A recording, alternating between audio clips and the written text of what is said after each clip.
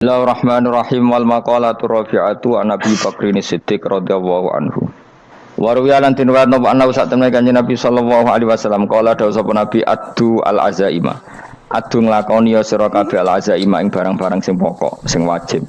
Waqbalu lan nampa sira kabeh ar-rukhsata ing kemurahane pangeran. Nek sing ora wajib ya kadang-kadang tinggal. Aja lakoni terus. Wada'u lan ninggalno sira kabeh anasa ing manusa umbarno. Fakot kufi itu mongko teman-teman den cukupi sira kabeh gumean Nasrawul Khatib. Ruya riwayat Nabi sallallahu alaihi wasallam kala dawuh sapa Nabi malam yakbal rukhsata Allah. Mande sabane wong lam yakbal ora nampa sapa man rukhsata Allah ing rukhsahe Allah. Orang yang tidak nerima rukhsahnya Allah taala. Jadi orang wajib-wajib dilakoni terus kadang-kadang mergo dadi identitas isin ninggal.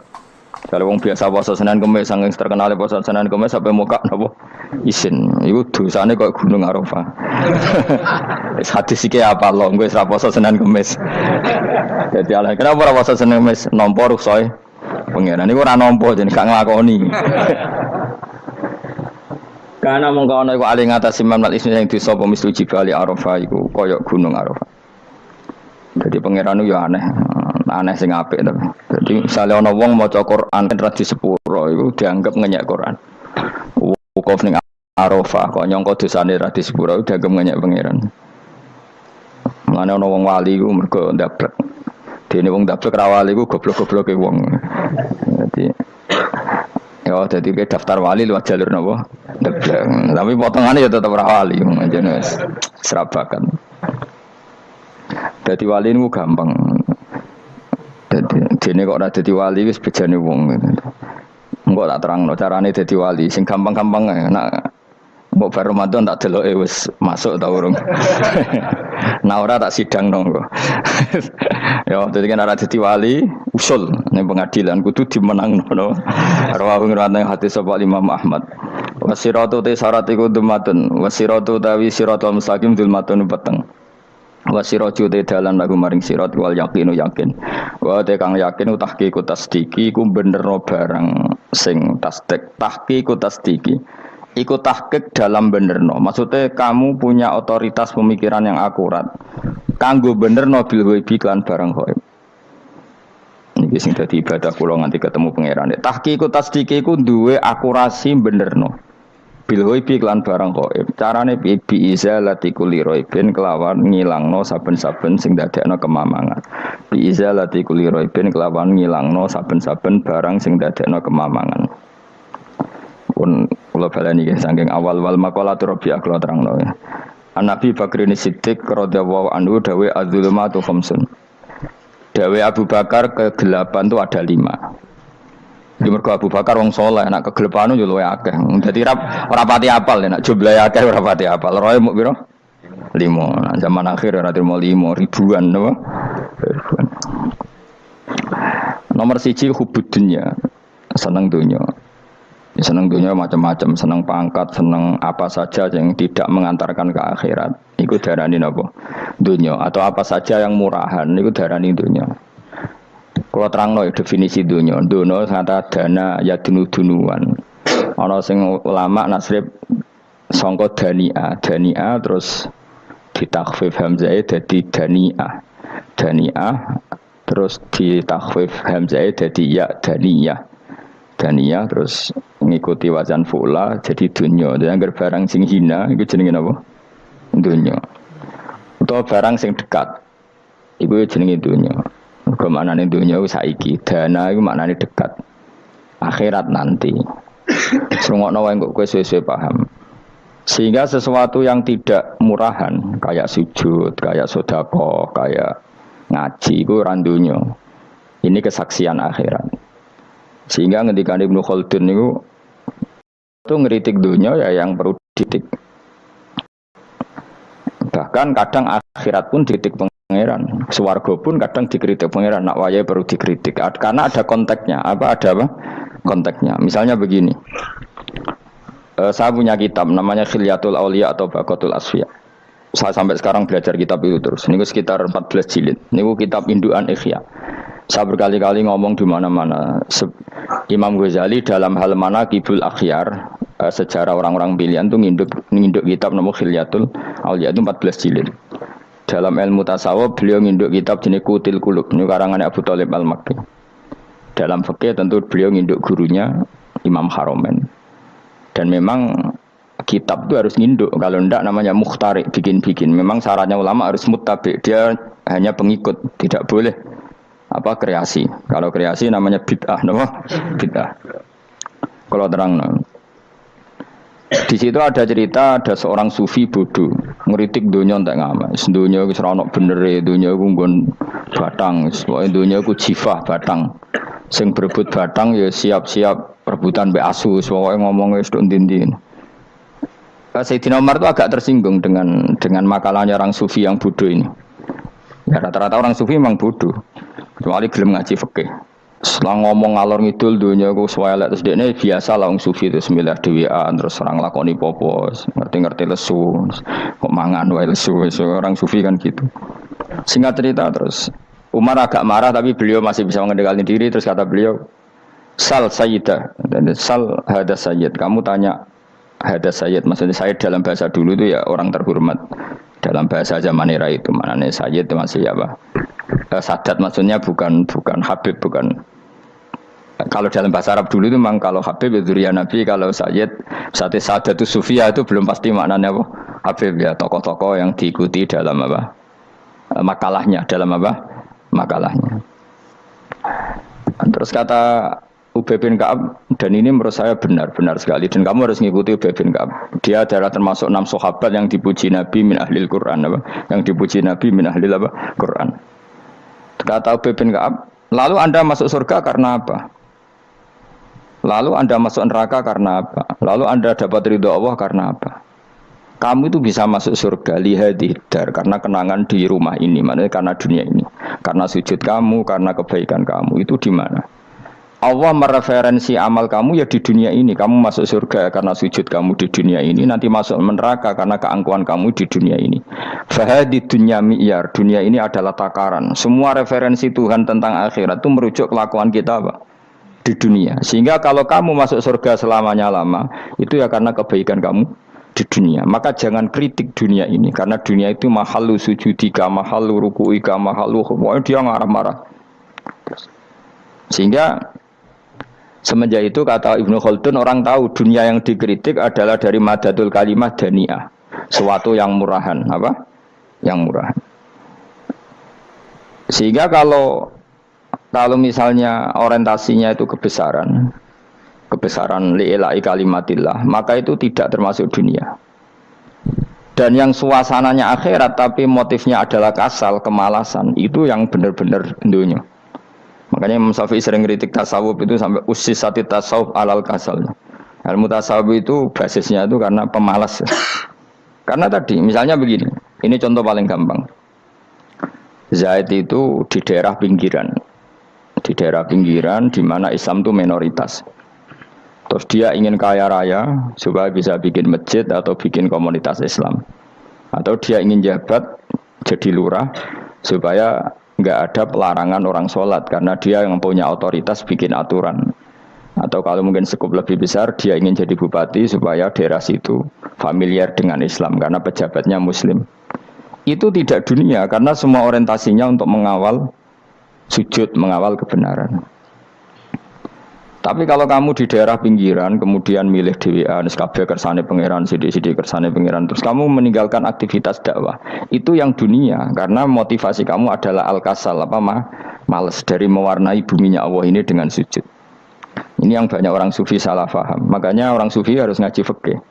Bendekne roh dielingno wong alim wong fikih nak kitmanul ilmi ku haram. Kitmanul ilmi haram. Menyimpan ilmu itu haram. Tidak memberi kontribusi dalam proses orang sujud adalah haram. Tidak memberi pencerahan pada umatnya Nabi adalah haram.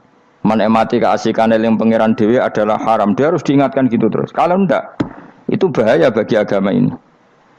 Makanya dulu itu enggak ada orang sufi yang enggak ngaji ulama fikih.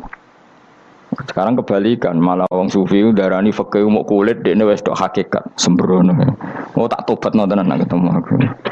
Itu bahaya, paham seperti itu tuh bahaya.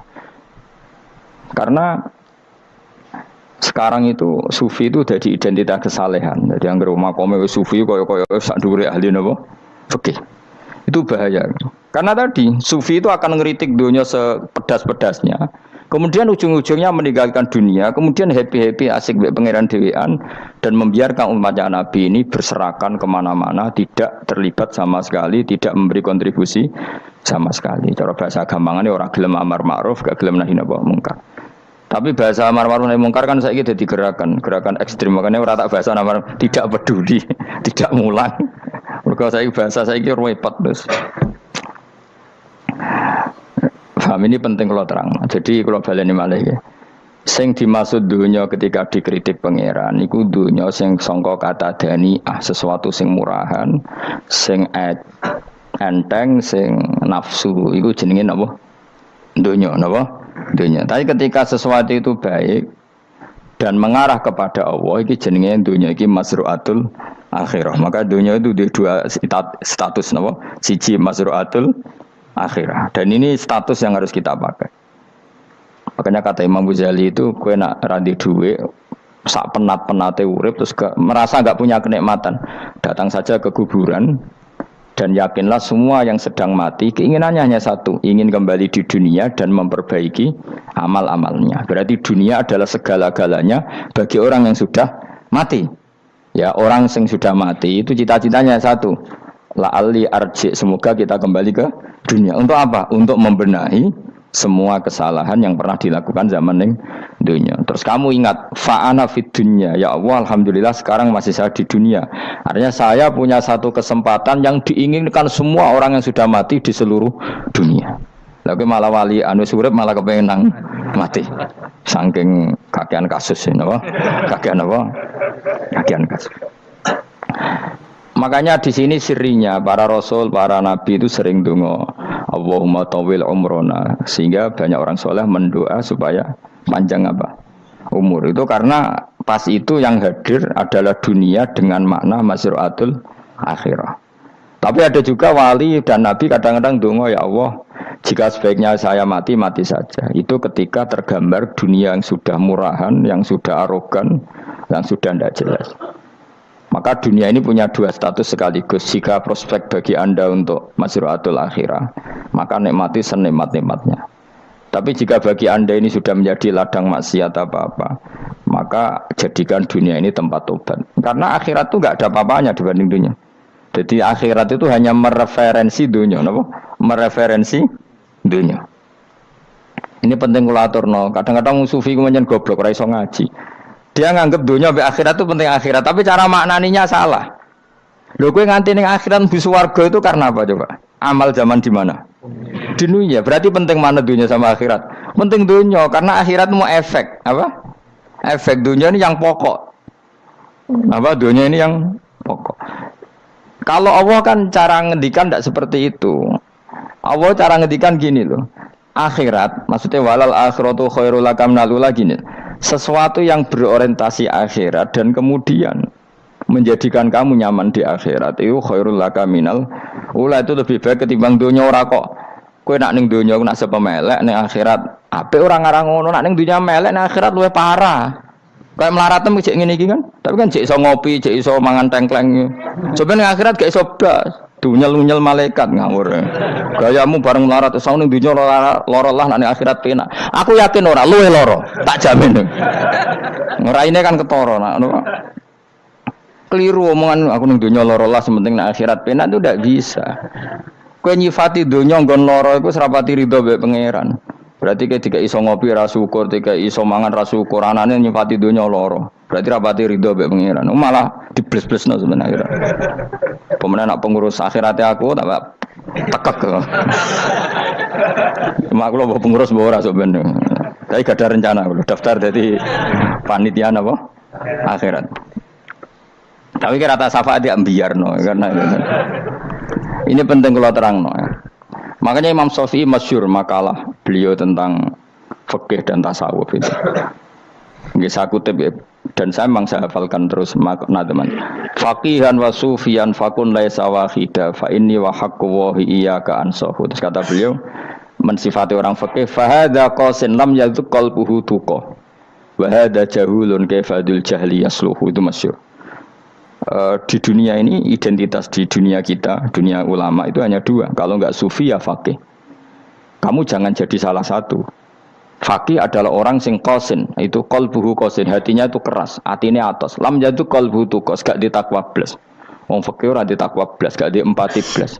Tapi orang sufi itu wahada jauh ini malah geblek blas, malah parah meneh. Sing sitok atos hatine sitok geblek dari Imam Syafi'i itu. Kena protes berarti Imam Syafi'i coba protes aku. Kenapa begitu? Misalnya gini orang fikih. Kalau bapak nyontohkan tuh gini. Orang fikih itu punya aturan. Misalnya kalau ruko tidak begini nggak sah. Sujud kalau nggak begini nggak sah. Sholat kalau tidak begini nggak sah. Oke, aturan itu baik. Tapi punya keangkuhan berpikir. Misalnya ada orang desa terbelakang. Misalnya di pedalaman Gunung Kidul, Kulon Progo.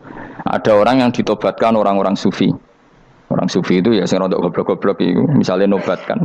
Enak wae wong fikih ra melok nobatno tapi tahu-tahu bilang ini sholatnya enggak sah, rukuknya enggak sah, Fatihahnya enggak sah.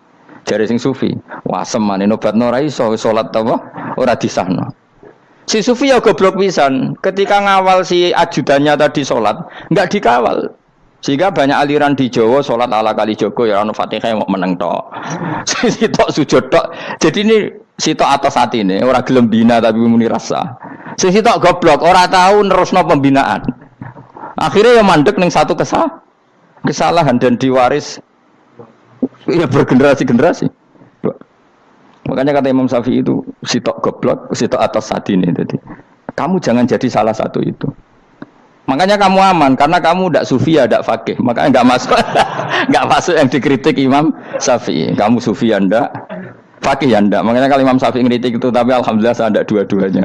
Ya ndak sufi, ndak fakih. Karena orang sufi itu kalau ditelusuri itu memang kesalahannya terlalu banyak.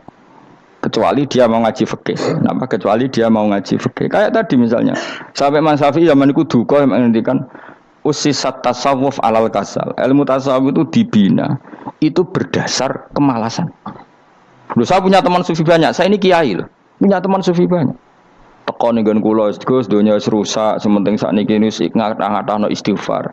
Memangnya kita bisa diistighfari pangeran, disepuro pangeran ketika kamu orang alim ndak mulang? Memangnya kowe iso disepuro pangeran ketika kowe sugih zakat? Memangnya kowe iso disepuro pangeran wis kere ra nyapu masjid teko Jumatan, bareng rokoke diusep-usep ning pojok masjid bar mulai. Enak wae. Ana keran coplok istibarno. Memangnya kamu bisa jadi orang miskin seperti itu kemudian dimaafkan Allah? Ndak bisa. Kamu harus terlibat dalam proses sholat. Wis kere ya urun gawe keran, misale ra ngono ya urun masjid ya nyapu-nyapu, sing sugih urun dhuwit, sing alim urun mulang. Kok enak. Dunya mbok anggap rusak terus kabeh dhewean. Menengi sampean ke dhewean neraka ra tak baturi ya ngono. Ndak bisa, sufi seperti itu ndak bisa, tuh kriminal. Ya. Malah Imam Syafi'i dalam satu makalah kowe esuk tasawuf, awan wis rondok ngene. Saking ekstrimnya beliau. Nah, kenapa Imam Ghazali muji orang sufi? Kitab-kitab Risalah Qusairiyah muji orang sufi itu sufi-sufi yang kayak kowe. Sufi-sufi yang belajar fikih, napa? Sufi-sufi yang masih mau belajar fikih. Kok enak. Jadi sufi itu maknanya sidik-sidik. Zaman wis rusak itu tidak seperti itu. Nak rusak ya amanat pengiran kon melok dandani. Nah, ketika ra kena didandani sebetulnya enggak masalah, kan ada alternatif. Misalnya gini, ada mobil rusak enggak bisa dipakai. Memangnya mobil hanya itu. Kan ada mobil yang lain itu jenis fakih. Ini enggak, kamu punya pemimpin hanya 2 atau 3 lah biar enggak nyindir. 3 atau 4 lah. Ketika 4 ini orang ini gagal, seakan-akan Indonesia gagal. Memangnya Indonesia hanya punya orang 4 itu. Goblok sekali kita berpikir gitu. Segoblok-gobloknya apa? Memangnya Indonesia itu milik siapa? Kenapa kamu menggantungkan sama 1-2 orang, 3-4 orang? Gampang aja cari alternatif. Terus tapi kan harus lewat pemilu, kok jangan ngenteni pemilu 5 tahun cepat. Mustafa Rokin jokno dadi calon presiden. Nak kemen dadi negara tahlil. Karena dekne piye apa ngomong ekonomi ya ora iso. Ngomong wisata ya haram, ngomong budaya haram. Ngomong badan usaha milik negara ya ora roh dene. Lamun langsung dibagi-bagi.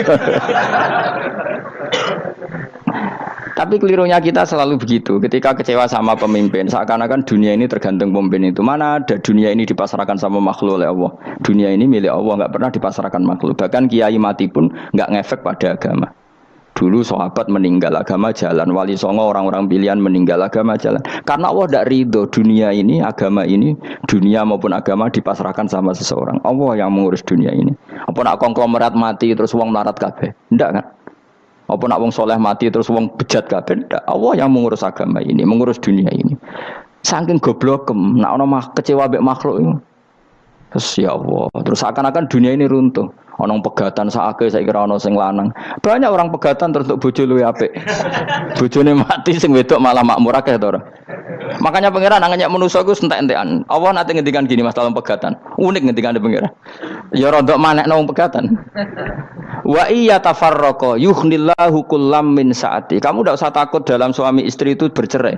Wa iya tafarraqa jika dua suami istri bercerai, yughnillahu kullam min saati, bahkan satu-satunya per satu dari kedua mempelai ini bisa dikasih lebih kaya. Banyak enggak wong pegatan terus akhirnya lebih makmur. Dan kenangannya untung pegatan Mas dhisik aku untuk bojo sing dhisik wis aduh selemu goblok. Engko sing lanang karena bosen dijudisi ya untung saiki di bojo konak bojoku sing dhisik. Banyak enggak orang pegatan kemudian kenangannya itu baik sama yang sekarang. Dengan yang lalu mau nggerutu tok, banyak enggak? Banyak. Dulu kita punya pemimpin yang cakap, yang otoriter. Zaman itu pun di demo. Coba kita ini kan mulai dulu anggere pemimpin di demo. Mergo cek urip pantes di demo kok es mati digo kelangenan. Kelakuan kok ngono. Mulai dhisik nganti saiki. Kiai juga gitu, zaman urip dikerwiti. Kok bareng mati kiai penggantinya dikritik ora koyok kiai dhisik. Iku ora ya coba 66 Pak Karno dikritik. Orde baru diurus gitu tuh. Nabi yang ngono mangsamu presiden tok. Nabi iku kan mukjizat iku ngaji. Jadi mukjizatnya Nabi ku ngaji. Jare masyarakat kon mukjizat orang keren blas. Mukjizat itu kudu nganggo tongkat. Jadi seru napa? Dianggap Nabi Harry Potter. Jadi Nabi ku mukjizat kok mulang. Mulang itu mengatur logika supaya mapan nikmati Allah dan Rasul. Itu mulang. Mereka agak seneng. Mat, caraku nabi-nabi dhisik ku ditongkat apa mat. Dadi seru apa? Seru main seblak pokoke seru lah. Nabi sempat tertarik, ya kepengen ditongkat tahu Nabi gua. Kita ya sangar lah, wah. Jadi Nabi ngalor ngidul gak apa, tongkat nggak ono sing ngelawan, blus terus kecemplung segoro. Kan ya seru lah, misalnya ono Yogyo macam-macam, tutuk terus likui faksi do tenggelam kan, seru lah, wah. Nah jawab pengiran dulu lucu. Dia matke jok tongkat, gampang nah masalah tongkat. Sekarang ngetokno wit kan gampang tongkat itu. Memang samu tongkatnya Nabi Musa terus digawe dikai mori terus dikai minyak ya ora dijupukno wit diketokno memang samu. Wong sing hebat itu sing nyekel dol ora apa. Ya jajal tongkate Musa tak kena kowe. Iki ora ana pengaruhe. Wong saiki ning gone Turki digo tontonan ora piye-piye. Lah nek mbate jek aktif Pak Turki nantang Israel duel langsung. Lah wong di tongkate Nabi Musa kok digertak Israel rawani. Lah nek tongkate iku tenan nak oh sing sakti sing nyekel dul ora kok perkara tongkate. Nah cara wae dhisik sono HP Nabi Musa, HP-ne Nabi Musa luar biasa cara dhisik. Akhirnya Nabi Muhammad itu sempat kepengin jawab pangeran unik. Awalam yakfuru bima utiya Musa min qabl. Matke kok gak eling apa zaman Musa nggo tongkat wong terus do iman. Awalam yakfuru bima utiya Musa min qabl qalu sikhroni tadzahara wa qalu inna bikullin kafirun. Apa zaman Nabi Musa itu terus wong do iman? Ya tetep komentar dari tukang sihir. Padha wae, Mas. Nggo mukjizat ora padha wae wong nak trai berdua ya tetep berdua. Zaman Pak Karno sing tukang ngeluh ya ngeluh, zaman Pak Harto tukang ngeluh ya ngeluh, zaman Mega sing tukang ngeluh, sampai saiki sing tukang ngeluh ya wis nggo kegiatan. Kiai yang ngono. Kadang ada kiai saiki misalnya Surabaya zaman Mbak Arwani, Mbak Zubair. Memangnya zaman Mbak Arwani wong Kudus ngaji kabeh. Mangsaku ya kelakuane wis ngono-ngono wae. Misale kula ya kadang ya wong komentar. Gus wae ora koyo zaman Bandur Salim. Lah aku wis dididik bapak. Zaman Bandur Salim apa wong ya ngono. Engko bapak zaman Bandur Sam apa ngono sampai zaman Mbak Sunan Bonang misal. Ayo jajal. Masa wong Yogya misal. Saiki ora koyo zaman Bali Maksum Mbah Munawir. Memangnya zaman iku wong ngaji kabeh. Ya ndak juga kan sak rohku kiai nak ngaji sing ngaji wong ngono-ngono iku pancet wong iku. Itu pengalaman. Mulane ketika Nabi Muhammad kemudian mujizat Nabi Musa jabe pangeran we awalam yakfuru bima utiya Musa min qabl. Apa zaman Musa terus do iman mat. Padha wae nggo masuk go tongkat ngalor ngidul ya. Biasa wae mat. Gak usah mujizat-mujizatan mulang wis enggak ada. Lho kula lho mau tawani pangeran mukjizat kok sengkare misalnya kula mboten purun. Ya perkara kok malah lucu. Nabi kalor ngidul kok tongkat. Nabi Musa itu tongkatnya biasa kan, sing kodang ku wonge. Lah saiki ejek ning Turki. Nek kata tenan jek top Israel tuntas ya. Suwabet terus likuifaksi tutup suwabet meneh dadi negara bebas wong Israel. Terus Rajab Tayyip manggon kono. Aneh-aneh iki. Makanya penting yang dikatakan mukjizat yo ngaji kan. Ngaji itu bisa membentuk yakin. Yakin itu bisa membentuk tahqiq. Nah caranya yakin gimana? Tak warai kan ben dadi wali. Wali sing jalur ilmu. Jalur melarat wis kowe luwih iso lah. Wali ku jalur akeh. Alim yo iso dadi wali, zuhud dadi wali, melarat yo iso dadi wali. Syaratnya ridho ora kepengin sugih.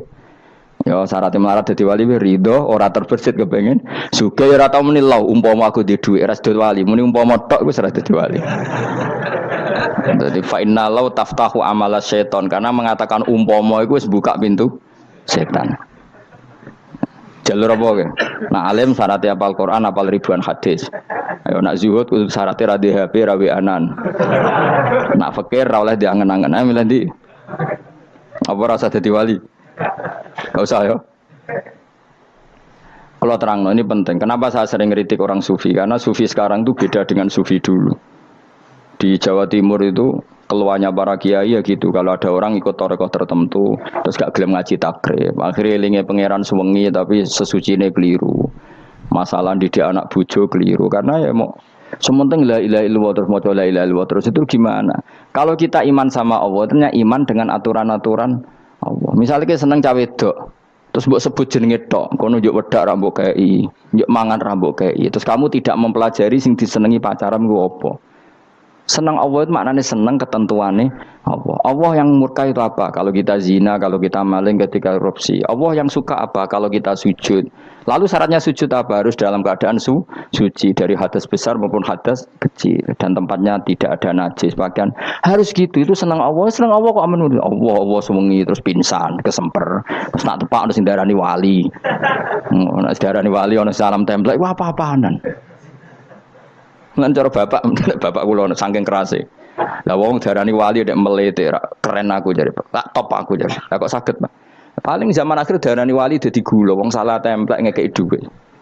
Tapi nak wong alim darani wali sing dadi pinter akeh. Coba jajal lah wis ayo. Nak ora percaya ruhin maklumno nak saiki wali, nak ora dadi gula mbek dhuwit. Ayo saiki umumno nak ruhin iku wali. Reaksi masyarakat kira-kira piye? Salam template terus nggak malu merek rokok eruhin misalnya rokok apa ya terus ditukokno. Tapi umat dapat apa juga? Tapi ketika orang terkenal alim umat dapat banyak karena bisa ngaji carane sesuci piye, carane zakat piye, yang wajib zakat apa saja, carane dekat. Tapi saya gak wali kalah mbek apa wong alim kalah mbek wali. Kula niki diceritani Gus, kula nek wong alim Gus jejer mbek wong terkenal wali kok ora salaman beda nih. Ya akhirnya melarat tuh salam. Maksudnya salaman kok ono maknane ning Jawa Timur. Ora usah diterangno maknane opo. Wah kere. Wah kowe padha wae wong alim kok hasud to. Nek hasude perkara hasile iku. Iku ya sarap pisan padha wae. Sing kanca kula niku. Tapi sebenarnya kita harus jadi pelajaran. Kalau ingat Allah itu ingat aturan-aturannya Allah. Terus keling Allah suwengi terus piye? Allah bikin aturan, kamu sewengi ning masjid itu ketentuan fikihnya kayak apa? Kalau istri kamu sakit, anak kamu sakit, kamu wajib ngurmat anak bojo dan itu juga perintah Allah. Terus eling Allah dulu enggak ada zaman Nabi seperti itu. Nabi itikaf sewengi ning masjid terus pikir wiridan, tok ya mulang biasa. Wiridan sekadarnya habis itu Nabi yang ngajar biasa. Siapa yang tanya tentang haid, siapa yang tanya tentang ghanimah, siapa yang tanya. Jadi yas'alunaka 'anil anfal. Ketika mereka iskal, lalu ghanimah cara bagi gimana ya Rasulullah? Dibagi wa'lamu annama ghanimtum min syai'in fa lillahi khumusahu wa lirrasul 1/5. Ada yang tanya lagi, wa salunaka 'anil makhid. Istri saya cara ngakad tidak normal ya Rasulullah. Kadang-kadang over. Terus disebut itu istihadah apa? Itu ditanyakan. Ada yang kaya usul, ya Rasulullah duit kula kathah lalu tak kasihkan siapa? Ya salunaka madza yunfikun. Ora kok terus eling pangeran sungi-sungi terus do ngantuk, bariku keturu. Bariku makan-makan ora ono ngono. Coba jika seseorang terkenal wali itu paling untung udekne. Ini bukan kritik, Kang. Memang harus dikritik. Sing kritik aku enak, aku kualat, kowe ra wali kok ngritik wali. Kowe cuma melok-melok. Karena apa? Kita ini syafaqatan di hadil ummah, kita kasihan umat ini mencintai kiai, kemudian tidak dapat apa-apa dari kiai itu. Caranya apa ya? Kita mulang. Makanya Rasulullah itu masyhur kan di sebuah hadis itu. Sama cari di Muqaddimah Majmu', di Muqaddimah Ihya, hampir semua kitab ulama top itu menceritakan hadis ini. Nabi ke masjid, ada satu kelompok yang nangis-nangis ndonga, ada sekelompok yang mulang fikih. Mulang itu ya, iki halal, iki haram, iki sholat begini nggak sah, ini sah. Pokoknya mulang aturan-aturannya pangeran. Nabi ngadeg, kemudian Nabi bilang gini, kilakuma ala khairin, dua kelompok ini sama-sama baik. Tapi apa yang terjadi? Amma haula fa'iduna waha, mereka adalah kelompok-kelompok yang minta sama Allah, insya'a ajaba wa insya'a la. Kalau Allah menghendaki ya disembadani, kalau enggak ya enggak. Tapi ini kelompok yang membicarakan hukum-hukumnya pangeran. Pasti Allah ridho. Wa innama bu'istu mu'alliman. Memang sing jenenge Nabi itu untuk mengumumkan halal haram. Maka Nabi terus ikut yang kelompok belajar tadi. Karena yang dikatakan coba Nabi diutus jadi Nabi itu apa? Saya tanya. Bikin aturan. Caranya tawaf ke Ka'bah begini. Dulu tawaf itu wudu.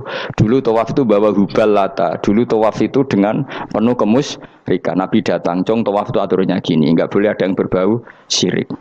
Caranya tawaf 7 kali. Baca kalimat ini. Sa'i juga gitu. Dulu yang namanya sa'i itu setar megang berhala Isaf. Nanti di Marwah megang Nailah. Setarnya gitu. Dari kesirikan ke kesirikan. Terus Nabi datang. Enggak boleh megang Isaf dan Nailah. Harus dibongkar. Dimulai dari labbaik Allahumma labbaik la syarikalah innal hamda wa ni'mata laka wal mulka la syarikalah. Itu Nabi. Sehingga saking ekstrimnya sahabat itu dulu enggak mau disuruh sa'i. Enggak ya Rasulullah, kita ada sa'i. Tempat yang dulu kita syirik di situ. Karena kalau sofa setarnya pegang Isaf, nanti kalau di Marwah pegang Nailah, itu nama berhala. Terus Allah menurunkan inna sofal marwata min sya'airillah faman hajjal baita wa atamara fala junaha. Istilah pangeran fala junaha. Kalau kamu sudah Islam enggak apa-apa sa'i. Kenapa bilang enggak apa-apa? Karena dulu pernah sahabat merasa dosa, karena itu dulu basis kemusyrikan. Jadi ini penting saya utarakan. Lagi-lagi yang digerakkan Nabi adalah aturan main dalam hidup ini. Kenapa? Aturan main. Lho kula wingi pasaran wingi niku kula mucal napa sampean tadi. Kula mucal Minhajul Thalibin. Karangan Imam Nawawi. Kitab fikih. Mergo kula niku mangkel. Kadang wong alim terus darani wali. Nek darani wali ngono wong teko njuk pangestu. Kadang kurang ajar meneh wong ape kaji njuk ndongakno kaji mabrur. Luwih parah meneh. Nah kula tak ngamuk tenan. Kowe nak langsung ndongakno wong iku kaji mabrur padha karo ana wong ra iso numpak sepeda motor. Iki kula badhe numpak sepeda motor, ndongakno slamet. Wong belajar ya ora kok njuk ndongakno selamat. Mesti ini aku takut sik carane numpak sepeda motor piye lagi njuk ndongakno selamat. Wong isi soe ra mesti selamat. Iki rong iso apa? Ya iku lho badhe numpak sepeda motor ndongakno selamat. Aneh gak pertanyaan seperti itu? Permintaan minta selamat ketika kamu tidak bisa naik motor itu aneh gak? Aneh. Kalau kamu mau haji, takut syarat rukunnya haji, baru minta didoain haji mabrur. Ini ndak masyarakat tahu-tahu minta haji mabrur. Oh nak tonggo kula tak pisau itu.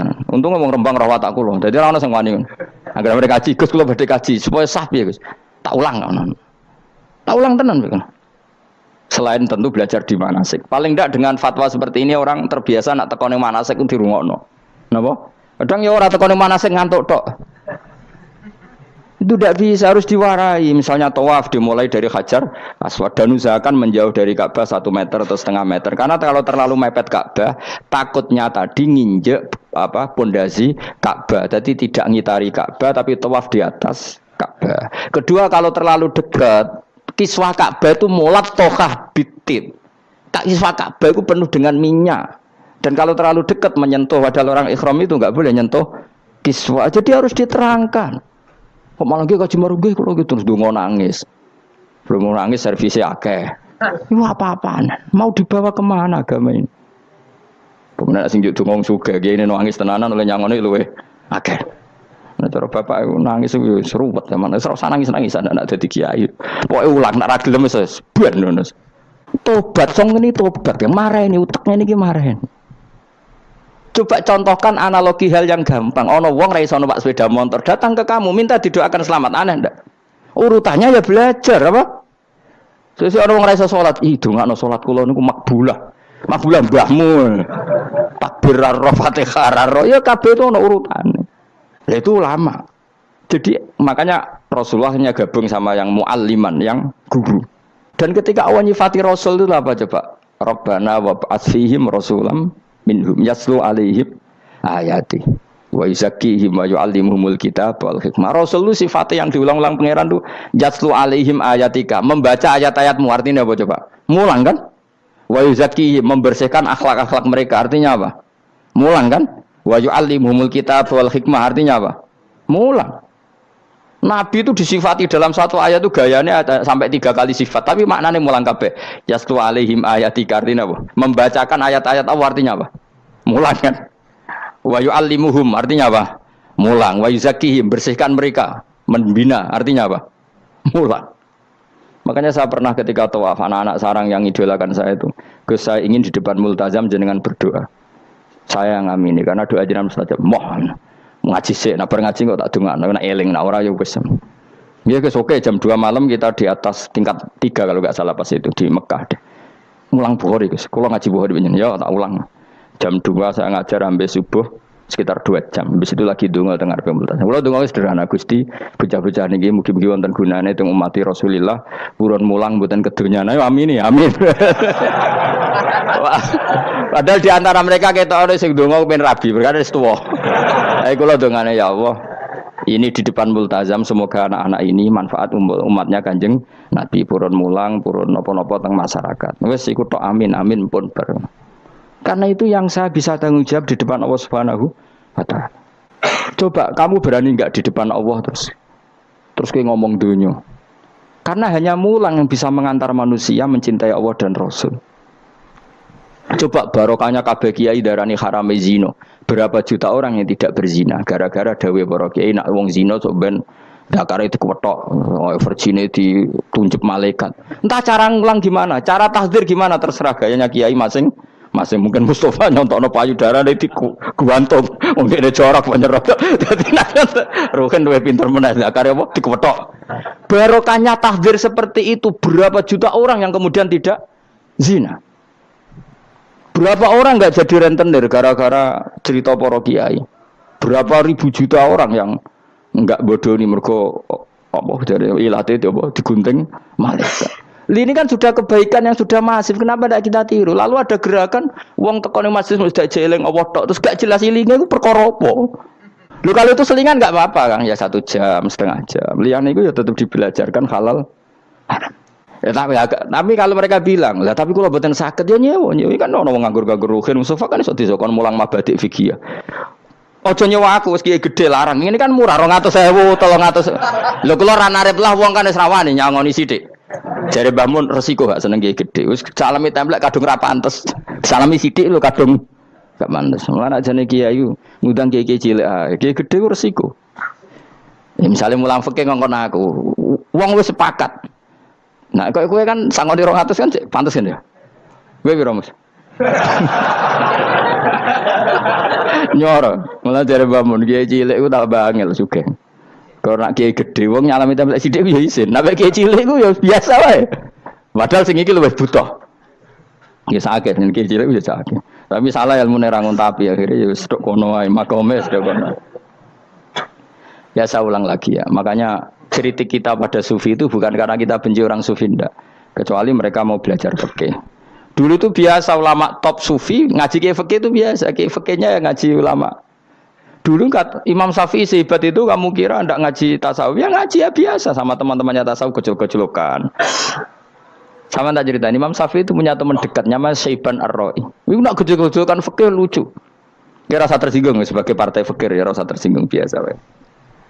Imam Syafi'i itu sering dolan dengan Syaiban Ar-Ra'i. Dia ulama sufi. Sampai muridnya gremeng, misal katas al-hadal badi. Sak jenengan takok wong desa ben. Jadi Imam Syafi'i ben. Takok aneh kan. Ma taqulu fi zakat. Zakat cara kowe piye? Dan Habib Umar Hafid itu suka mengutip perdebatan Imam Syafi'i, dialog Imam Syafi'i dan Syaiban Ar-Ra'i. Saya juga suka karena saya sering lihat itu di Ihya di beberapa kitab ada. Ma taqulu fi zakat. Zakat menurut kamu gimana? Ala madzhabi atau ala madzhabi. Menurut madzhabku apa madzhabmu? Jare Imam Syafi'i. Ya cara madzhab lah, madzhabku aku wis roh dhewe. Lha apa tak kok kowe? Ya rada cangkem elek tapi lucu. Nak cara aku ya zakat itu wajib kanggo sapa wae, cek kere, cek sugih ya kabeh wajib zakat. Lah terus aturannya pangeran piye? Mosok wong kere wajib zakat. Lah apa melarat mesti dunyane halal. Ya iya sih, tapi yo mosok wajibna zakat. Ya bener jare takok. Nak cara aku sebenarnya royo bener, saiki aku takok. Wong melarat iku dunyane mesti halal to ora? Saiki misalnya ana lapangan ning desa terus ana dangdutan mbok pengajian mbok khol. Mau tuku rafia tok, terus digo parkir, lapangane sapa jajal? Aku takok. Lapangane sapa? Sak desa kan? Modene tuku rafia terus koyo berhak sing entuk dhuwit kok parkiran. Lah nek alasane lho aku fakir, apa fakir sak desa kowe tok? Mestine kullu fakirin fitil kal qaryah untuk saham. Ya ora. Soal dekne sing kerja untuk paling akeh lah mergo tuku apa? Tapi nganggo lapangan tanpa pamit sak desa terus koyo paling kuwasa. Hasilnya piye jajal kan? Misale kowe Malioboro ana lapangan utawa apa?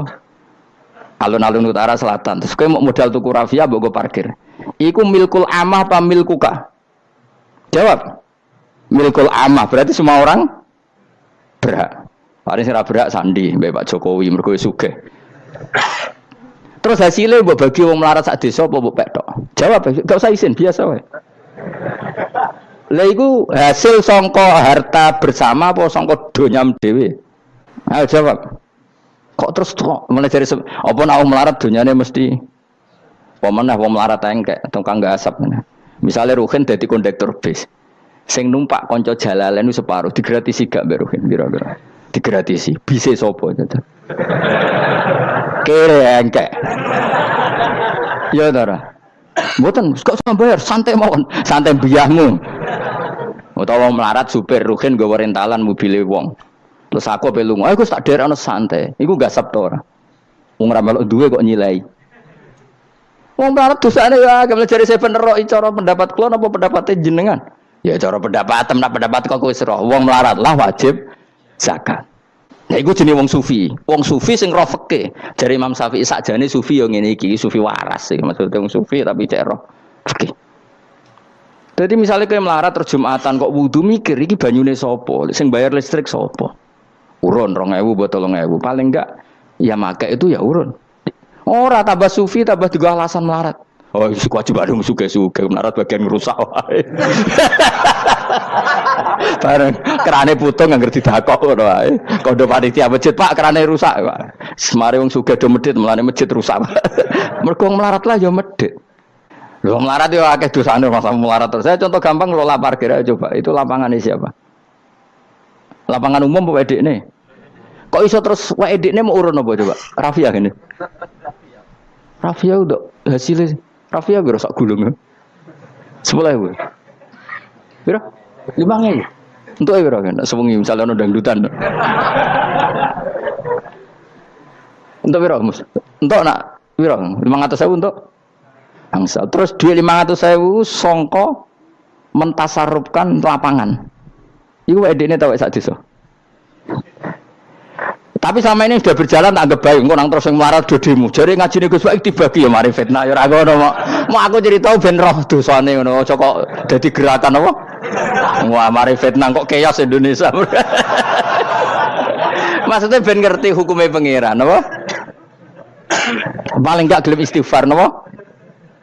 Gelem napa? Istighfar. Lah soal wong liya tak mengko cek mentolong melarat tok doyak-oyak. Maksudnya kalau turut dari Imam Syafi'i jadi, ya sakjane hukum ngono, tapi kan terus lucu. Aku iki dari Imam Syafi'i, aku iku kodi, mosok majibno zakat wong melarat kan yo dadi aneh. Lah terus mustahike sapa nek wong melarat dhewe muzaki. Jare sebenarnya ya mau jare takok. Dadi akhirnya lucu. Dua beliau akhirnya. Terus dari Imam Syafi'i, ya fikih ngene iki sing marai atiku bener. Aku itu fikih pemerintahan ya zakat itu ditarik wong sugih dikekno wong melarat. Nek sing melarat zakat mergo ngrasa donyane syubhat ki alhamdulillah. Mulane dhisik iku wong nak nyifati pangeran nak nyifati wong apik piye? Alladzina yunfikuna fis sarra wad dharra. La fikih wae sing wajibno infaqu fis sarra. Nek cara Quran ya ora wong apik alladzina yunfikuna fis sarra wad dharra. Pas seneng ya sedekah, pas dharra melarat lah ya sedekah. Ya, terus akhirnya kelop. Tapi Imam Syafi'i kan fikih pemerintahan kan gak mungkin memaksa wong melarat zakat. Kirilah ya tukang ngemel zakat. Ini kan jeruk makan apa? Jeruk. Sehingga terus ada disiplin ya, ada muzaki, ada mustahik itu cara fikih. Tapi nak cara tadhirul mal, nggih cara tadhirul mal nyucikno donya wong melarat lah ya donyane akeh sing ora suci. Lan kula suwun nggih zakat. Maksudnya nak kowe kok hasil parkiran kok 500.000 ya zakatno piro? Nak 2,5% piro ini? Kok iso mikir Mustafa malah. Piro 10% 500 kan 50 ya? Piro? 50. 2,5 piro? 2,500. Lah siku lebono kotak masjid dan lumayan giling-gilingan paling ndak dadi robana dzalamna anfusana ngrasa salah. Atau ketemu janda-janda ning pojok desa ora di dhuwit, Pak. Bu kayak 50.000. Duit apa, Cung? Dadi kafarah sampean duwe saham ning lapangan. Pamane ibu-ibu, nak canom rasa kei. Wes biasa bal-balan kowe tau nganggo lapangan. Nak ibu-ibu iku ora melok tau apa? Bal-balan. Jadi kan lumayan gue ngimbangi apa. Tapi aja terus demo ya nak nang parkir ya. Barno wae muga-muga halal iki. Cuma ini cerita, wong melarat lah sakjane, aja muni wajib ya apa? Sakjane. Angel ngukur melarat tuh angel. Rada sensitif. Syekh Nawawi itu ulama top Indonesia yang hidup di Mekah juga meninggal di Mekah. Dulu di antara kearifan buyut-buyut kami, leluhur kami, itu kalau cerita itu enggak apa-apa kamu mondok di Mekah di sana tapi bawa pohon yang hidup di Indonesia. Jadi artinya membawa manhaj metode dakwah yang bisa hidup di Indonesia.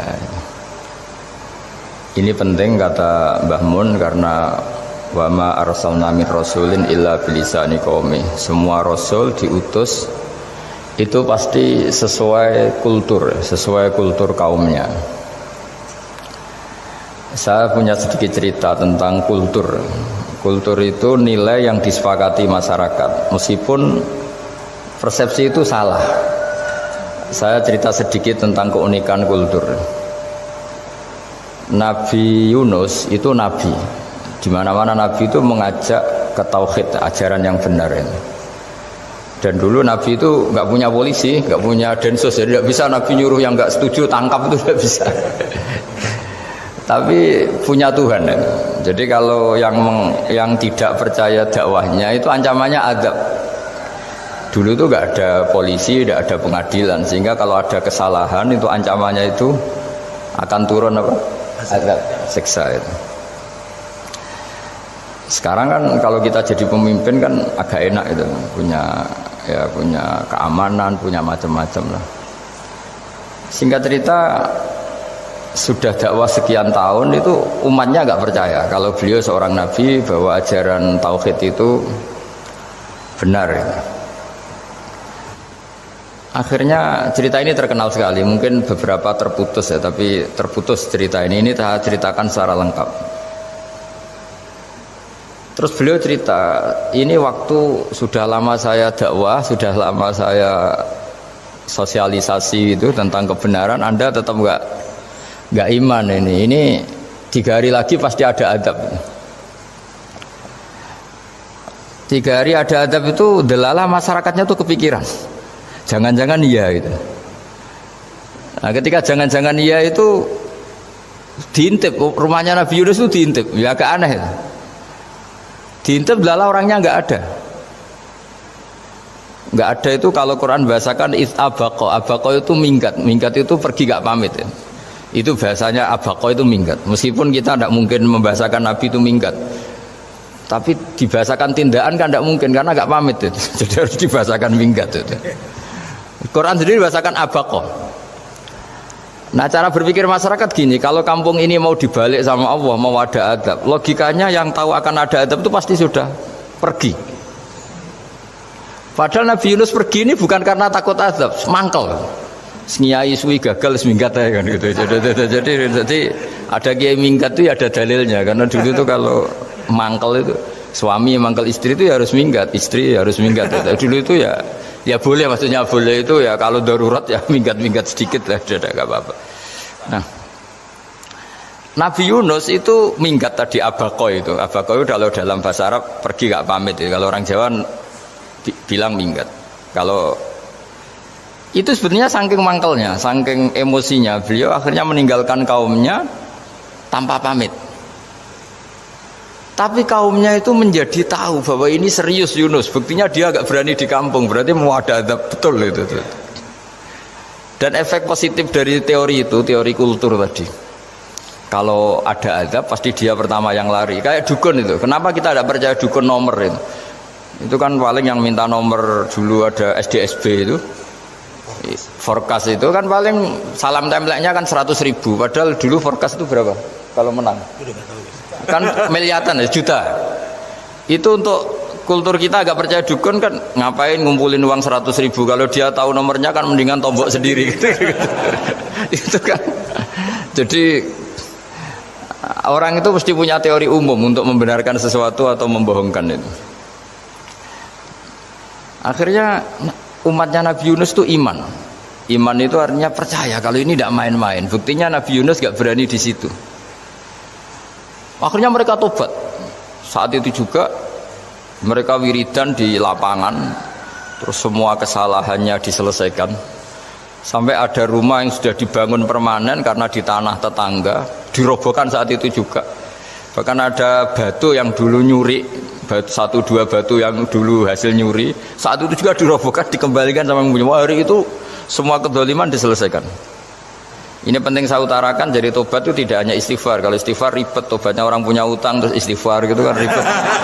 Kan ribet itu. Ada punya utang terus minta maaf itu kan ribet itu kan. Harus diselesaikan itu. Tobat diterima sama Allah. Batas akhir finish dari harusnya ada adab misalnya Senin, Selasa, Rebu, harusnya Rebu itu sudah kena adab, ternyata Rebu itu tidak kena adab. Nabi Yunus sebetulnya juga penasaran kampungnya itu kena adab tidak. Dilihat dari jauh ternyata tidak. Tambah kecewa dia. Gitu. Wah ini saya kalau pulang pasti dibunuh karena saya dianggap pembohong. Di masyarakat situ ada aturan siapa yang bohong dibunuh. Padahal Nabi Yunus ngumumkan nanti Rebu ada azab. Kira-kira gitu lah. Ternyata Rebu itu tidak ada azab. Makanya dia sudah di batas kampung kembali minggat lagi. Karena nanti pulang pasti dibunuh karena dia dianggap bohong. Ya akhirnya masyhur itu. Terus dia ikut nelayan sekenanya. Yang penting lari dari kampung. Ikut nelayan sekenanya. Zaman itu, ini saya ulang lagi zaman itu. Nanti ini efeknya nanti ke tauhid. Zaman itu para nelayan tuh kayak sepakat. Kalau ada kapal atau perahu kok mau tenggelam, itu pasti ada yang minggat. Artinya minggat itu pergi tidak terhormat itu. Terus fasahama fakana minal mudkhadin. Nah, dulu itu orang sudah punya peradaban. Ini cerita kultur, sudah punya peradaban. Punya peradaban. Ya sekarang gini, kalau nyemplungkan salah satu kan tidak adil diundi. Diundi. Ternyata yang keluar dia Nabi Yunus. Terus mereka tahu ini orang nggak pantas dikorbankan. Karena Nabi di mana-mana itu ganteng. Memang Allah itu punya sunat unik. Nabi itu harus paling ganteng di kampungnya. Nasabnya juga harus paling baik. Kabar-kabarnya juga istrinya harus paling cantik. Itu memang aturannya. Aturannya gitu. Nggak tahu saya. Dulu saya juga janggal. Kenapa Nabi aturannya harus gitu? Tak angen-angen di pemimpin elek isin itu. Maksudnya saya mau pemimpin dia pesek keriting itu kan piye gitu rasanya itu. Jadi Nabi itu pasti itu paling ganteng di kampungnya, terus dari nasab ya terbaik. Terus rata-rata istrinya itu ya selain Solikah itu ya paling cantik. Karena ya dibully kan, Sawardi jadi Nabi, bojone elek kan ya ribet kalau misalnya ada yang bully gitu kan juga ribet. Singkat cerita terus dia akhirnya ditenggelamkan, dibuang karena beliau seorang nabi. Faltaqamahul khut, beliau ditelan ya. Iltiqam itu tidak digigit, ditelan ya. Karena ditelan beliau tidak ngalami dikunyah, ditelan. Iltiqam itu ditelan. Karena beliau seorang nabi, di dalam batnil khut itu di perut itu dia wiridan, dan barokahnya wiridan itu perut ikan ini menjadi masjid.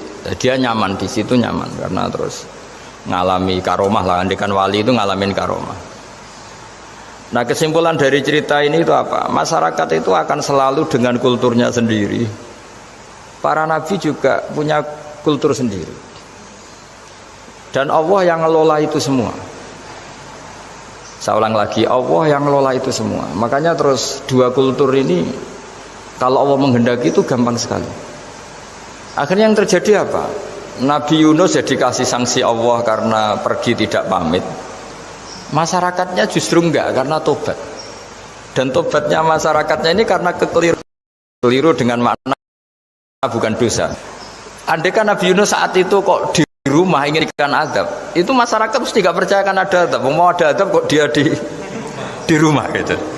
Jadi unik, Allah cara ngelola masyarakat itu unik. Nah, dari keunikan cara Allah ini kemudian lahirlah ilmu yang bernama ilmu tauhid, ilmu tawakal, ilmu pasrah nang pangeran itu. Karena kemarin pas Pak Yusuf sama Bu Sulis sowan saya itu tak beri cerita, agama itu milik Allah. Sehingga teori yang dikatakan manusia itu ya teori saja, tetap semua itu di tangan Allah. Ya saya saat itu cerita, misalnya saya ditanya, ini besi, materi besi dengan kaca itu kuat mana? Mesti kita menjawab kuat besi gitu. Tapi saya yang mengendalikan besi dan kaca.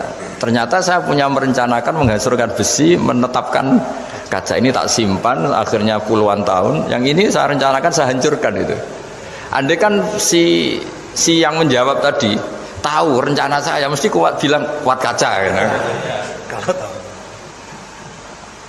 Makanya contoh paling gampang tadi, dinosaurus itu hewan paling kuat malah musnah itu. Pitik yang nggak kuat sampai sekarang itu. Karena Allah bikin dinosaurus itu punya rencana dihancurkan itu. Sementara ayam enggak lah, gue rame-rame dunia gitu. Sehingga ya sudah. Nah, agama itu seperti itu. Agama itu sesuai rencana Tuhan.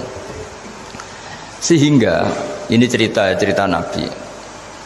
Sehingga Nabi itu kadang nggak tahu bedanya antara sesuatu yang punya data, punya perangkat-perangkat untuk menuju A misalnya, itu nggak tahu bedanya. Jadi kalau Nabi ditanya misalnya gini, onta itu lahir dari betinanya, dari indukannya bisa, ya bisa. Lahir dari batu, jawabnya ya bisa. Kalau dia seorang Nabi pasti jawab bisa. Kalau Nabi loh ya, bukan direktur mandiri, Nabi, itu mesti jawabnya bisa.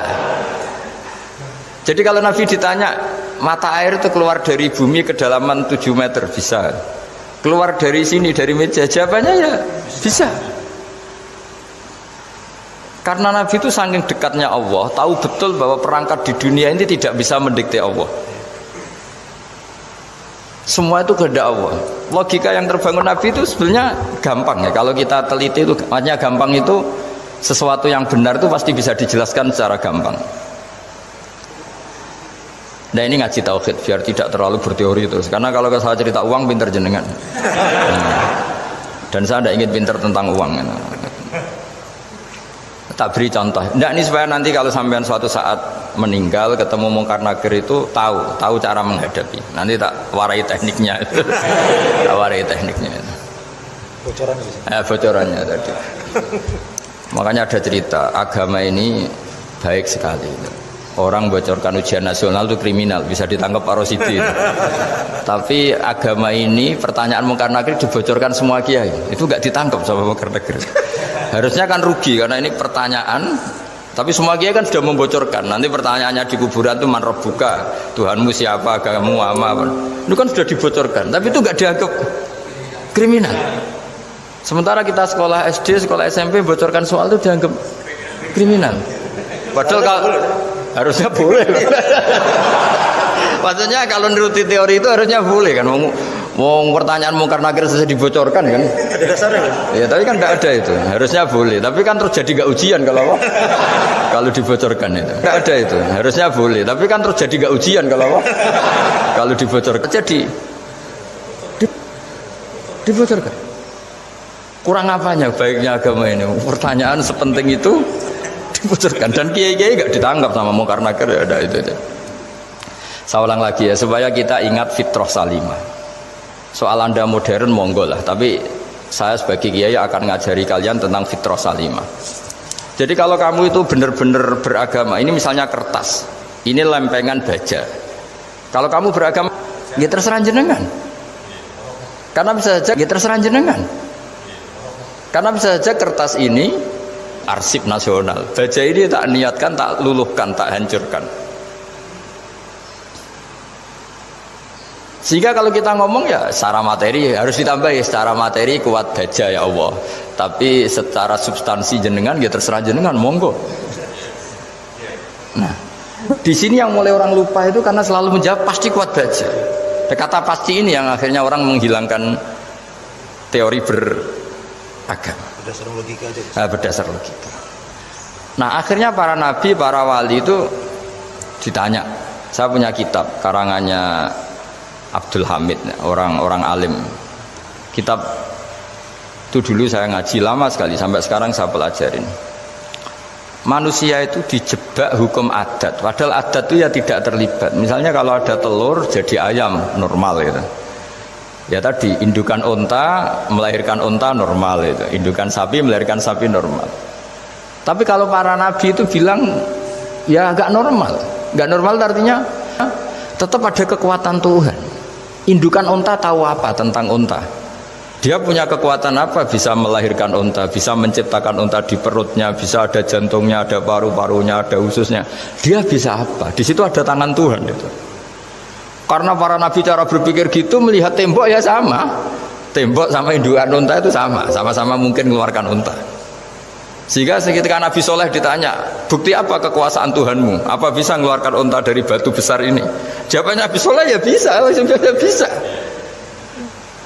Dan mukjizatnya Nabi Soleh masyhur itu, keluarlah unta dari batu. Karena secara teori ya tadi, coba unta indukan itu apa seorang profesor, apa seorang ilmuwan sehingga bisa menciptakan anaknya itu. Apa dia terlibat dalam menciptakan jantungnya, paru-parunya, ususnya? Kan enggak juga. Telur bisa apa coba?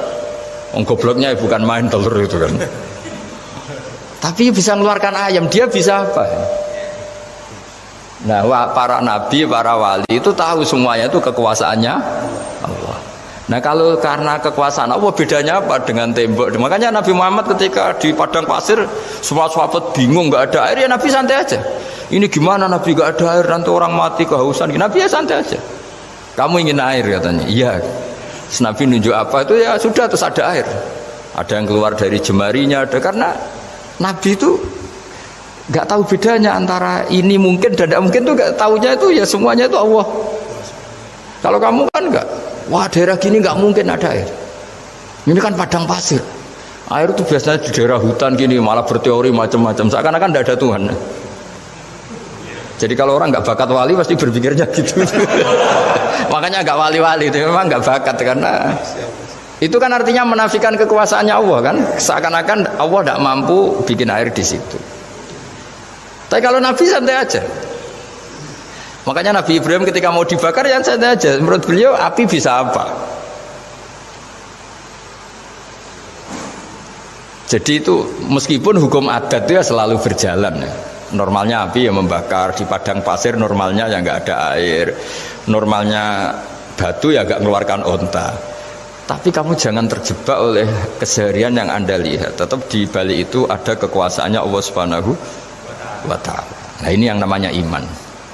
Dengan iman seperti itu nanti ketika kita mati itu ya santai saja. Ketika kita hidup ya tidak tahu oksigen itu apa masuk ke tubuh kita, sistemnya kayak apa, jantung kita ada ikut bikin, paru-paru kita. Artinya zaman kita hidup pun sebenarnya kita tidak bisa ngelola kehidupan, itu tidak bisa.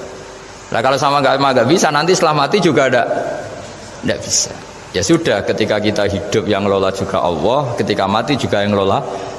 Bedanya apa? Nah, ini di sini terus kita dilatih, inna sholati wa nusuki wa mahyaya wa mamati lillahi rabbil alamin. Tapi kenapa kita ragu terhadap kehidupan setelah kematian? Karena ketika kita hidup seakan-akan kita tahu cara hidup. Makanya Allah itu tersinggung betul ketika ada orang merasa bisa ngelola cara hidupnya. Makanya kata Allah, kalau gojlok orang-orang yang kepedean itu, kalau kamu top, mbok jangan mati. Itu falaula in kuntum ghaira madinin tarji'unaha in kuntum shadiqin. Kalau kamu merasa top itu jangan mati. Di mana-mana mati itu tidak top. Falaula idza balaghatil khulqum wa antum khina idzin tanzurun. Mbok ketika nyawa kamu sudah sampai kerongkongan, kamu tarik lagi supaya kamu tidak mati. Mati itu tidak top. Katanya kamu top kok mati. Jangan mati. Kalau top itu jangan mati, jangan miskin, jangan tua, jangan jadi jelek. Pokoknya top terus gitu. Itu digosok sama Allah. Tapi orang itu lupa bahwa ketika sehat begini kita seakan-akan ngelola kehidupan. Nah gara-gara merasa ngelola seakan-akan kalau mati lalu saya gimana ya kalau mati? Di kuburan ngapain ya? Terus ngantornya gimana, kerjanya di mana? Ya udah usah begitu.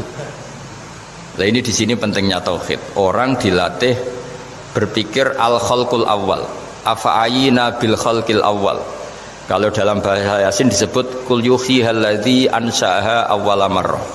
Jadi agama itu orang dilatih membayangkan pertama hubungan kita dengan Allah. Misalnya manusia pertama itu siapa? Adam. Adam bisa berpikir, bisa berlogika, bisa jalan-jalan, bisa macam-macam. Tapi andaikan Anda jadi Nabi Adam, mesti melihat kekuasaannya Allah itu begitu nyata. Karena saya materinya dari tanah, ternyata saya bisa berpikir. Betapa kudrohnya Allah, kekuasaan Allah, tanah yang benda mati bisa berpikir. Sekarang jadi saya. Sehingga kira-kira Nabi Adam kalau ketemu tanah itu ya, kalau mau maksiat, wah ini tanah ini pasti komplain. Nah di sini pentingnya beragama. Sehingga ketika Rasulullah ngendikan, jika kamu memperbanyak sholat, maka tanah-tanah ini bersaksi terhadap sholat kamu. Jika kamu maksiat, juga tanah-tanah ini menjadi saksi pemberat. Itu kamu tidak jagal sama sekali, karena manusia pertama yang bernama Adam yang bisa berpikir itu materinya dari tanah. Jika kita tidak janggal ketika tanah disetatuskan bisa bersaksi. Tapi setelah kamu berpikir tanah itu bisa dicangkul, bisa dijadikan berhala, dijadikan kendi, dijadikan macam, seakan-akan tanah itu ya benda yang tidak penting. Tapi Nabi itu beda dengan kalian. Nabi tahu betul tanah ini makhluk Allah yang bisa berpikir. Sehingga Nabi ya ngetikan, kalau kamu sholat sunat atau beribadah sebaiknya jangan di tempat yang sama, biar yang menyaksikan kamu sholat itu banyak. Kita mungkin kan masa bumi bisa bersaksi. Tapi andaikan Anda Nabi Adam itu tidak akan janggal seperti itu, karena dia tahu materinya dari tanah dan ternyata jadi mata yang bisa melihat, jadi telinga yang bisa mendengar. Makanya Allah selalu mengingatkan, ingatlah al-khalqil awal, afayina bil khalqil awal. Karena khalqil awal ini yang menjadikan fitrah beragama yang baik. Sehingga ketika orang Yahudi bilang nggak mungkin Nabi Isa itu nggak anak zina, wong ibu kok tanpa bapak, anak kok hanya ada ibu tanpa bapak. Allah cara menjawab, inna masalah Isa indallahi kamatsali Adam. Jika kamu protes ada Isa karena tanpa bapak, ya protes dengan Nabi Adam, tanpa ibu tanpa bapak. Nah ini diingatkan al-khalqil awal. Makanya Yasin bilang kul yuhyihal ladzi ansha'aha awwala marrah. Awwala marrah itu kamu harus berpikir ketika hubungan kamu sendiri dengan Allah zaman sebelum ada semua. Jadi misalnya alam raya ini, bumi sebesar ini, masa suatu saat terus hilang, hancur, nggak berbekas.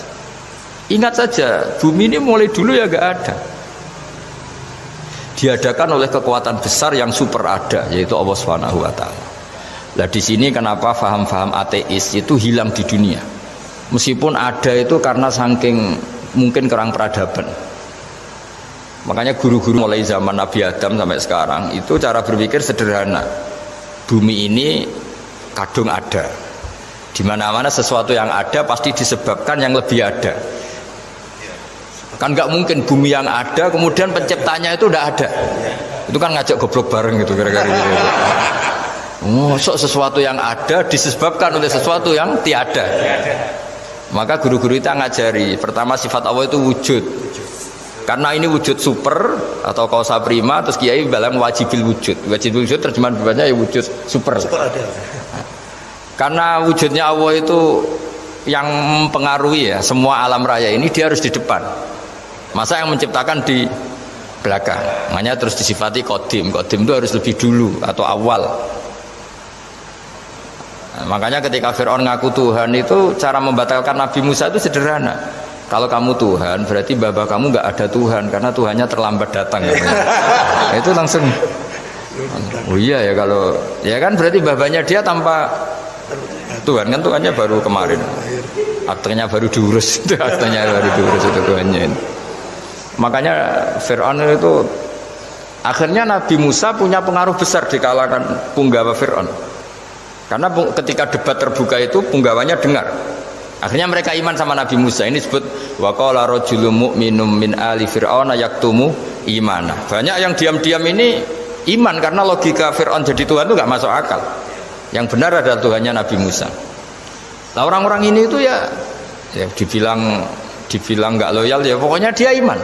Dan dia juga yang ikut rapat. Besok Musa tangkap.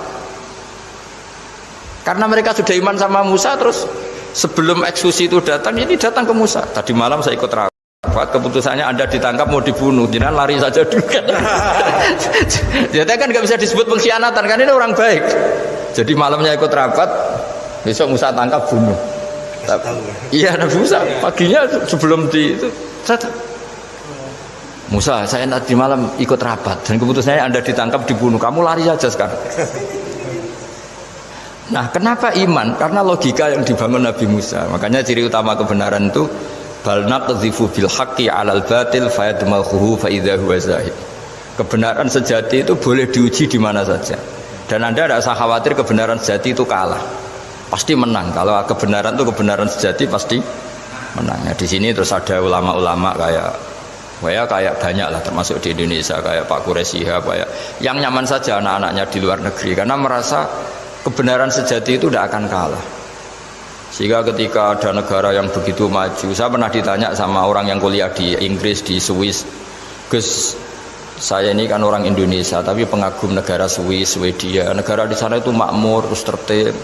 Bagaimana saya tetap mencintai Islam, yang secara lahir itu, kadang-kadang beberapa negara Islam itu kacau. Ada seorang mahasiswa tanya gitu.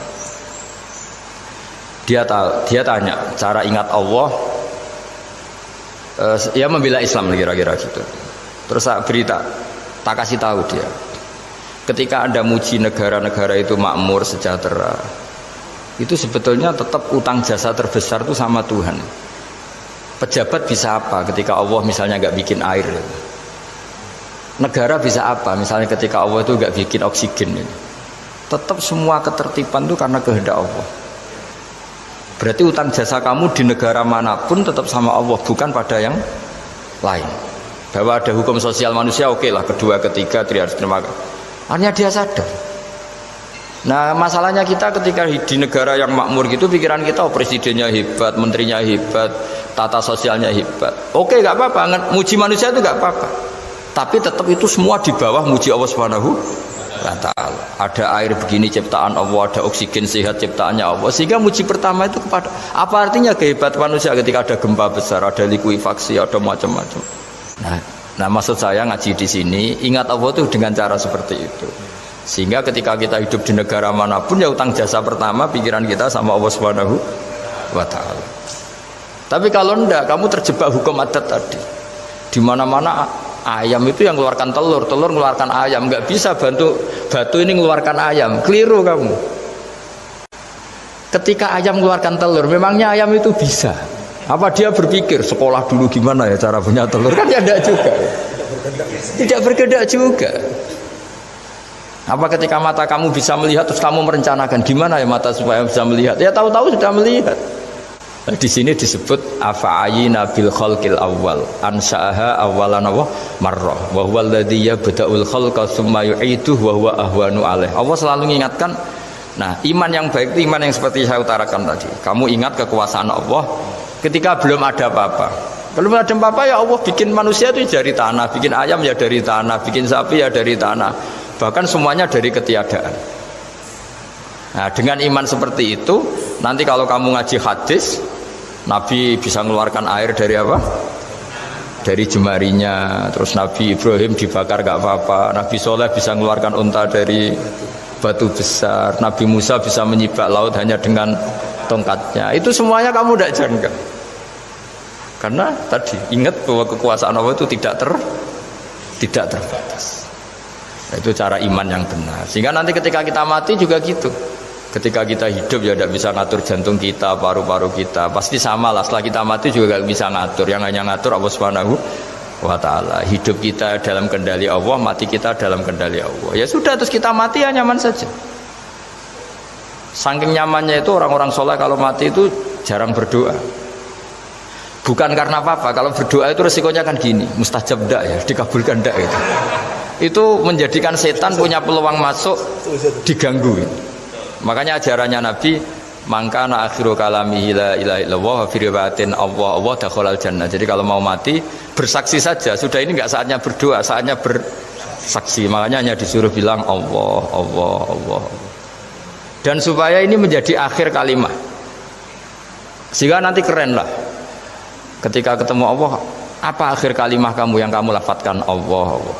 Sehingga di kitab-kitab diterangkan, ketika orang tua kamu mau mati sudah bilang Allah, jangan tanya catatan hutang di mana ya, tabungannya di mana ya. Terakhir jawab mandiri terus mati lah. Gak boleh ditanya lagi. Sekali ditanya nanti akhir kalimatnya mandiri. Nah, itu gak boleh. Jadi sekali sudah bilang Allah, jangan ditanya lagi. Pak, tabungannya di bank mana? Gak boleh. Bahayanya sekali jawab mandiri terus mati, berarti akhir kalimatnya itu ya mandiri. Makanya harus akhir. Jangan nanti statusnya itu mangkana akhiru kalami, memang akhir dari yang dikatakan itu kata Allah. Nah sebetulnya teks hadis itu la ilaha illallah. Ini pinternya Kiai Jawa. Lagi-lagi kembali ke kultur. Kiai Jawa itu kiai yang bisa modifikasi kultur. Sebetulnya kalimat hadis itu yang masyhur, itu yang populer itu la ilaha illallah. Tapi Kiai Jawa itu, dan itu ngikuti kitab-kitab Arab juga, kitab-kitab. La ilaha illallah itu resikonya tinggi karena di situ kan tiada Tuhan yang berhak disembah kecuali Allah. Ada kata la ilaha ini. Nah takutnya pas la ilaha sudah mati. Nah karena itu ada resiko la ilaha gak khatam, berarti tiada Tuhan. Nah, sehingga karena ini dianggap riskan, ya terus Kiai Jawa ngajari sudah lah, gak usah kepanjangan ya sudah Allah, Allah. Jadi itu sudah agak-agak rekayasa lah, agak-agak istihad gitu. Maksudnya itu sebenarnya teks panduannya itu la ilaha illallah. Teks panduannya. Tapi kiai-kiai itu tentu yang paling tahu tentang kehendak Nabi karena nekuni ilmu itu lama sekali. Kita ngikuti cara-cara ditentukan para kiai. Karena tadi la ilaha illallah itu kan ada kalimat yang tadi ya, tiada Tuhan kan. Nah kata tiada Tuhan ini yang dianggap riskan kalau nggak khatam. Daripada potensi itu terus kiai-kiai ya agak-agak improvisasi lah, itu memang ya sudahlah Allah, Allah, Allah. Nah supaya itu menjadi akhir kalimat, ya saya ulang lagi, menjadi apa? Akhir kalimat. Setelah itu kata kitab-kitab jangan tanya hal lain. Ya sekali ditanya nanti dia akan ngelafatkan hal lain itu. Ya tadi misalnya tabungannya di mana gitu. Kan bisa jawab sini. Nah, yang ribet kalau wong kuno itu neng laci, neng sorogan, berarti kalimat terakhirnya ya laci sorogan itu. Nah, sehingga terus itu pinternya guru-guru kita. Jadi saya ulang lagi ini yang terakhir saya pesen, latihlah iman seperti imannya para ulama, para aulia, syukur-syukur yang dekati imannya para nabi. Itu cara berpikir tuh al khalqul awal. Afa'ayina bil khalqil awal. Qul yuhyihal ladzi ansaha. Nah, yang terakhir saya pernah ditanya, ya agak gojekan, agak guyon, tapi saya ditanya. Saya itu nggak bisa melihat, Gus. Aneh orang Afrika itu. Kan misalnya ada Miss Afrika itu. Di sana itu orang paling cantik. Malah kadang itu ada kriminal gitu, karena orang Afrika merkosa Miss Afrika. Itu kata orang Indonesia, Gus, dikekno aku ora doyan gitu. Itu kan. Itu lah ini kan secara syariat mungkin lelaki itu punya rasa dengan perempuan itu ya kalau berpakaian serono atau gimana secara teori. Tapi sebetulnya oke itu benar. Tapi sebetulnya ada ansaaha awala mar. Orang Indonesia itu didesain gak suka orang Afrika. Orang Afrika ya didesain gak suka orang Indonesia. Sehingga orang-orang Afrika kalau melihat orang Indonesia yang caling cantik mungkin ya iskal. Wong cempeh kayak gamping gitu kok cantik. Mungkin perasaannya cowok-cowok Afrika ya gitu. Itu cantiknya di mana? Orang Indonesia kebalik kan, kalau cowok-cowok Indonesia ngelihat Miss Afrika itu cantiknya itu nangdi gitu. Kok sampai ada pemerkosaan tuh apa itu? Nah itu menunjukkan Allah yang Maha Kuasa. Allah itu mendesain gennya orang sana. Beda dengan kita. Ya itu bukti bahwa Allah itu nggak bisa. Ya sudah semuanya itu Allah yang mendesain. Itu bukti bahwa manusia itu bisa apa di depan kau. Orang kayak Afrika kok disuruh bilang cantik, kita kan protes. Cantiknya di mana? Mungkin orang sana juga protes ke kita. Orang Jawa cempeh itu kok cantiknya dia. Itu orang-orang Indonesia kalau melihat bule cantik itu kan ketemu kan jangga.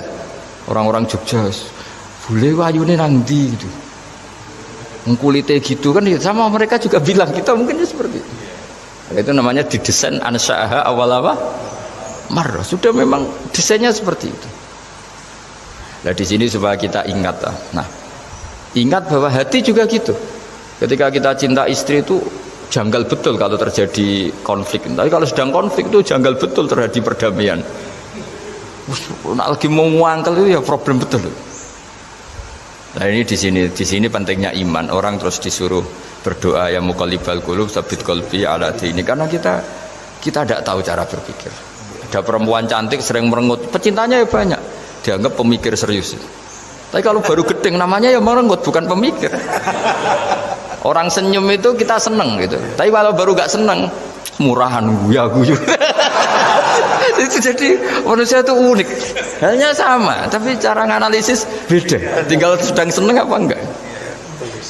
Lucu kan? Ada orang anteng di rumah, itu kalau lagi seneng ya, oh itu anteng nggak banyak ngeluyur. Tapi baru gak seneng, ngomong nggur gitu. Nah, itu kita tidak pernah tahu. Kita simpulkan apa itu tidak pernah tahu. Makanya wisata, pernah ada orang wisata datang ke sini tak nasihatin. Orang wisata itu kan seneng di kampung-kampung yang terbelakang gitu, melihat orang manusia pohon, melihat apa. Terus saya bilang, itu kan kasihan kan, masa manusia jadi objek. Bahkan bayangannya ya kalau mereka jadi modern jadi gak menarik kan. Padahal kita yang orang pendidikan kan inginnya mereka terentas lah dari kultur itu. Ya itu kan gak sambung kan. Yang satu bilang unik, masyarakatnya masih unik, masih naik-naik pohon. Tapi bagi orang pendidikan kan tersiksa kan, ini bangsa kita, warga kita kok masih seperti itu. Makanya orang wisata itu nasihati, kamu ke sana itu niat ngelihat apa niat mengentas? Kalau niat mengentas, tak jamin ada pahala. Enggak Gus, mau niat mengentas katanya. Niatnya baru sekarang apa mulai dulu-dulu? Ya, baru sekarang. Dan ini cerita dari manusia itu semudah itu, Pak. Nah, setelah kamu ngaji ini, kamu tidak akan janggal terhadap kenapa Nabi itu begitu santai ketika tadi makanan misalnya satu wadah itu cukup untuk orang 300. Sampai Jabir yang ngundang Nabi kan hanya kambing kecil, cukup orang 6. Ternyata Nabi ngajak orang 300 lebih. Tapi Nabi bilang ya sudah semuanya makan cukup. Kata-kata Nabi kan zaman dulu belum ada beras, belum ada Allah itu bisa kok ngenyangkan malaikat tanpa makan gitu. Susahnya apa ngenyangkan manusianya dengan nasi sedikit itu ya Nabi ya santai.